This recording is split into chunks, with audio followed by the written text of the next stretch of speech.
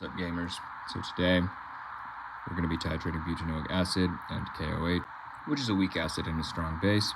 We're going to solve for part A. Using an ice table, we can determine A, B, and C, which gives us this X, and see if there's negative. And then we can plug in that X as the negative log of hydronium to get a pH of 2.67. Part 2 is 1/3 of the equivalence point, so you find the actual equivalence point by finding the moles of the acid, and then you use that to find the moles of the base. You use that to find the volume of the base, which comes out to about 5 mils. On, it's just kind of lather, rinse.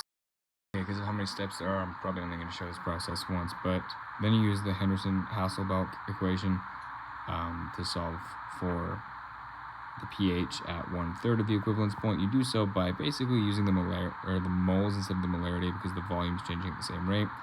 So it becomes moles. Using that, we have moles of, conjugate base over moles of conjugate acid. And the math looks, you see how many times I had to redo it to get it to fit.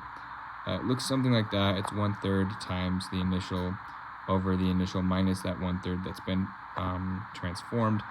Gets you that. We're going to do the same thing for 2/3 and 99/100. As proof, if you'd like to see it, here is the math for the pH of B, C, and D, yielding these results. Okay, so the base volume was calculated previously. For this one, we had to kind of use Kb instead of Ka, because we're past the equivalence point and still adding. So with that in mind, we solve for Kb, use Kb to solve for the concentration of OH, subtract the POH from 14 to get an acid, a pH of 9.04. Switching methods, we're going to find the excess base we're adding as a ratio of the total volume. We're going to find the negative log of that, because that gives us the concentration of OH, and then the negative log will give us the POH, subtract that from 14 to get the pH. Pretty much the same thing for G. Most of it's on the calculator. You see a little less work here at the end. Same for H.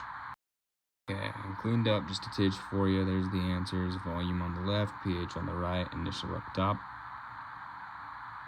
We'll leave it here in case you don't want to pause it. But we're done. So that's that.